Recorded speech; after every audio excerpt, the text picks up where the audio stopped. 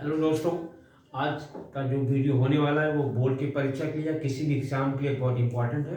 ध्यान से पढ़िए इसको, क्योंकि आज साल का अंतिम दिन है। इसलिए हमने कहा कम से कम एक वीडियो बनना बहुत जरूरी है, क्योंकि बच्चे हमारे इंतजार में लगातार फ़ोन आता रहता है, मैसेज आता रहता है कि आप लगातार वीडियो बने, क्योंकि आपके वीडियो से हमें प्रेरणा मिलती है और क्वेश्चन भी बहुत अच्छे से सॉल्व हो जाते हैं। इसलिए आप लगातार वीडियो को अपलोड करें, क्योंकि टाइम कम मिलता है, लेकिन फिर भी मैं कोशिश करता हूँ हर हफ्ते कम से कम एक वीडियो आपके पास जरूर जाए, जिससे आप रिवाइज करें, अच्छा करें और बोर्ड में अच्छे मार्क्स लाएं, आपका कैरियर सुधरे। आइए उसी के में हमने पिछली बार बहुत प्यारा टॉपिक डिस्कस किया था, जिसको आप कहते हैं कि हार्डी-वीनबर्ग लॉ। क्या कहते हैं? हार्डी-वीनबर्ग, वो हम लोग ने पिछले टॉपिक पढ़ा था। इस बार उसी से रिलेटेड एक नया टॉपिक लेके आया हूँ, मतलब इवोल्यूशन से ही, जो काफ़ी बच्चों को क्रेज है उस टॉपिक के लिए, बहुत बार वो आपको मैसेज कर चुके हैं।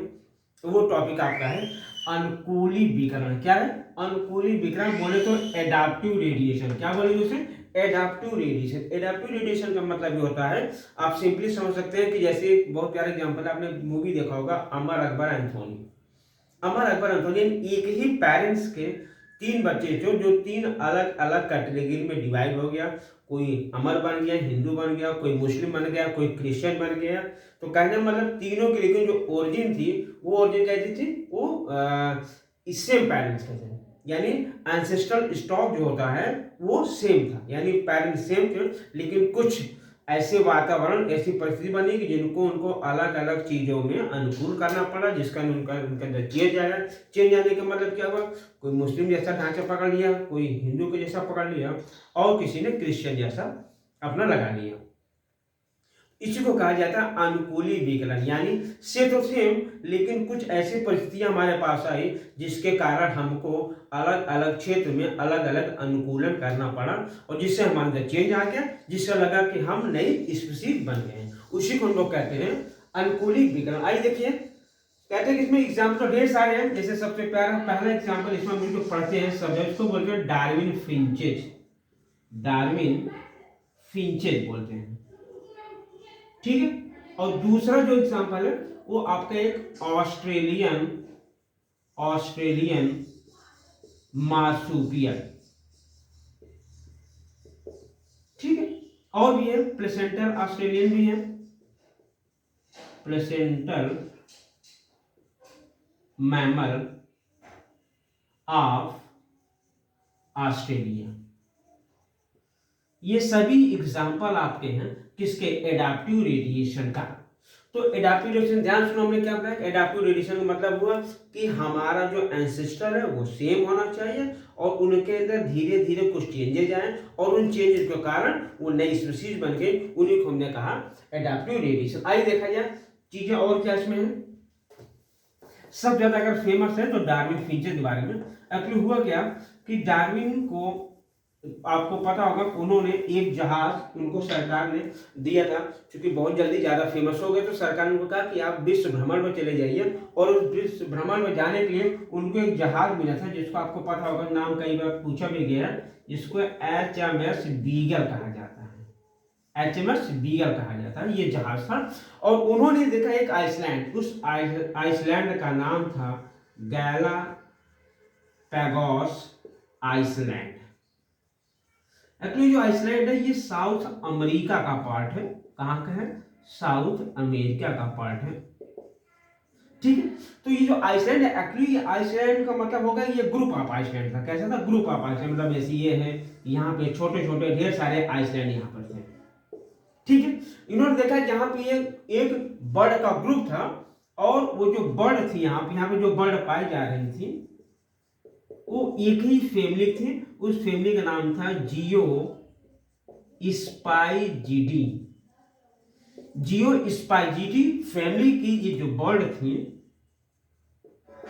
ये इस आइसलैंड में पाई जा रही थी। एक्चुअली मेन ये थी साउथ अमेरिका की, लेकिन किसी को वजह से यहाँ पर ट्रांसफर आ गई थी, गलती से आ गई थी यहाँ पे। और ये जो बर्ड यहाँ पे थी, ये एक्चुअली शुरू में, जैसे मान लीजिए सिंपल सीड ईटिंग बर्ड थी। कौन थी? सीड ईटिंग बर्ड थी।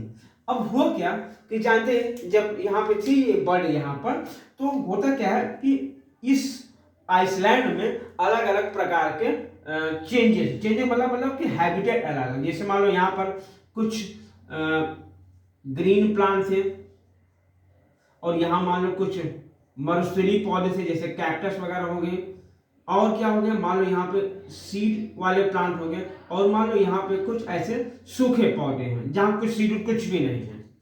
अब हुआ क्या, जैसे ये बर्ड थी, ऐसे घूमते घूमते टहलते टहलते ये पहुंच गई, यहाँ पहुंच गए। मान लीजिए यहाँ पे हम मानते हैं, मान लीजिए 100 बर्ड है तो बेसिकली 14 स्पीसीज। कितनी स्पीसीज थी इसकी? 14 स्पीसीज थी। हमने ऐसा माना कि मान लिया यहाँ पे 100 स्पीसीज इसकी हैं, तो उसमें से कुछ बर्ड मान लीजिए यहाँ पे गई घूमने। यहाँ पे जब गई घूमने तो यहाँ पे देखा कि इसमें जो 5-6 बर्ड ऐसी थी जिनको लगा यार मैं यहाँ सुटेबल हूँ, मैं यहाँ रह पाऊंगी, मैं यहाँ से बेहतर यहाँ पे खाना पा रही हूँ। तो धीरे धीरे उनके अंदर क्या हुआ कि वो यहाँ पे रहने लगे, और उनकी जो बीक की जो साइज थी और शेप थी वो धीरे धीरे उसके अकॉर्डिंग चेंज होते गए।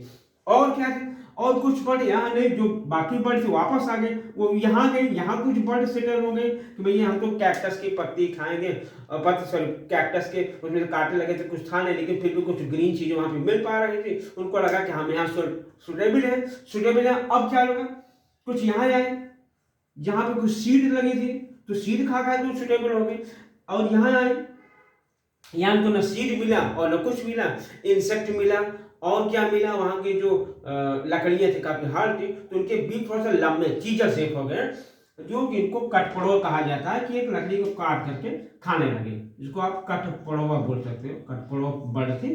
तो हुआ क्या, कहने का मतलब जो यहाँ सेम बर्ड थी वो अलग अलग स्थान पे वो रहने के लिए अनुकूलित हो गए, और उसी स्थान के कारण उनके अंदर धीरे धीरे चेंज आया, उनके बीक के अंदर चेंज आया। किसी के बीक छोटा है, किसी के बीक बड़ा है, किसी का बीक लंबा है, छोटी चोंच है तो छोटे सीड खाएंगे, छोटे इंसेक्ट खाएंगे, बड़ा बीक है तो हो सकता है बड़े इंसेक्ट खाए हो, या उनका और ज्यादा हार्ड हो गया तो हो सकता है लकड़ी खाने लगे। तो कहने का मतलब क्या है कि सेम स्पीसीज लेकिन अलग अलग वैरायटी वहां रहने के कारण उनके अंदर चेंजेस आए, और वो उसके हिसाब से ढल गए, और उन्हीं को हमने क्या कहा, एडाप्टिव रेडिएशन कहा। क्या कहा? एडाप्टिव रेडिएशन कहा। बात समझ में आई कि कहने का मतलब एक सिंगल जो आपका बर्ड था, मान लीजिए ये आपका सिंगल बर्ड थी, और यहां से इन्होंने कई प्रकार की ABC ढेर सारी स्पीसीज बना ली। तो इसको आप एक और पूछा था कि ये किसका सपोर्ट करता है, तो आप कह सकते हो कि ये डाइवर्जेंट इवोल्यूशन, किसका? डाइवर्जेंट इवोल्यूशन का भी सपोर्ट करता है। क्लियर? क्योंकि ओरिजिन सेम है और धीरे धीरे इनके अंदर क्या क्या चेंज आ गए। तो ध्यान रखिएगा, अनुकूलित विकिरण या एडाप्टिव रेडिएशन क्या था? डार्विन जब विश्व भ्रमण पर निकले थे, इस HMS बीगल, हनुमान सिंह जो बीगल था, और वो पहुंचे कहाँ? गैलापागोस आइसलैंड जो साउथ अमेरिका में है, और ये ग्रुप ऑफ आइसलैंड, ढेर सारे आइसलैंड के ग्रुप थे वहां पे। अब तो बीच में समुद्र का पानी था, तो यहाँ से कोई आदमी दूसरी जगह जाना बड़ा मुश्किल था। तो इन्होंने क्या किया कि यहाँ पे जो बर्ड आई थी 14 स्पीसीज उन्होंने देखे थे, उनके अंदर क्या हुआ, थोड़े थोड़े चेंज आए। हमने पहले बताया चेंज कैसे आया, उनकी वहां का हैबिटेट, वहां की परिस्थिति, वहां के इन्वायरमेंट के साथ उनका चेंज आया। कोई सीड खा रहा था, सीड जैसा वीक हो गया, कोई लकड़ी खा रहा था, लकड़ी जैसा वीक हो गया। धीरे, ऐसा नहीं कि उसी दिन हो गया, टाइम लगा धीरे धीरे। इसीलिए इसे कहा जाता है it is a living laboratory, इसे कहा जाता है, इस आइलैंड को कहा जाता है a living laboratory on this earth. मतलब इस धरती पर एक जीता जागता उन्होंने प्रयोगशाला देखा अपने सामने कि ये बर्ड सेम थी, लेकिन धीरे धीरे इनके अंदर चेंज आया और नई वैरायटी बन गई, नई स्पीशीज बन गई, दैट इज द अनुकूलित विकिरण, एडाप्टिव रेडिएशन। बातें समझ में आई? ध्यान रखिएगा, छोटा टॉपिक है लेकिन कई बार पूछा गया, एग्जाम में आता है, कम से कम 3 नंबर का पाएगा कि अनुकूलित विकिरण क्या है। तो आप सीधे लिखोगे कि origin of new species from the ancestral stock, यानी एक पेरेंट्स स्टॉक से ढेर सारी वैरायटी बन जाए, उसे हम क्या बोलते हैं? अनुकूलित विकिरण। क्लियर? क्या आपको लिखना है, क्या क्या मेंशन करना है? पहले उस जहाज का मेंशन करना है, उस आइसलैंड का मेंशन करना है, और उस मेंशन करने के बाद अगर आपके पास दिमाग याद है तो उस फैमिली को मेंशन कर दीजिए। उस फैमिली मेंशन करने के बाद इसमें छोटा डायग्राम बना दिए, इस प्रकार उसको एक्सप्लेन कर दीजिए और लिखिए a living laboratory of this on this earth. Clear? ये बहुत ही इंपॉर्टेंट टॉपिक था, कई बार बच्चों ने मेरे को मैसेज किया, तो हमने सोचा कि इसमें टॉपिक को डाल दिया जाता है क्योंकि बोर्ड में कई बार आया होगा। ध्यान रखिएगा कि आज का जो दिन है वो साल का सबसे लास्ट डे है, और इस लास्ट डे पर हम लोग वादा करते हैं अपने आप से क्या वादा करते हैं कि हमको कुछ अच्छा करना है, बेहतर करना है। नए लक्ष्य के साथ, नए संकल्प के साथ, नई ऊर्जा के साथ हम नए साल का शुभारंभ करेंगे, उनका आगाज़ करेंगे। और क्या कहते हैं कि लगातार हम लोग हमारा वीडियो आप देखिएगा, इसको शेयर करिएगा, हर बच्चे तक पहुँचे और बच्चा अच्छा करे, बेहतर करे, नाम रोशन करे, गाँव का, देश का और थोड़ा-सा हमारा भी। और मिलते हैं हम लोग नए साल में नए वीडियो के साथ और इसी शुभकामनाओं के साथ। थैंक यू, धन्यवाद।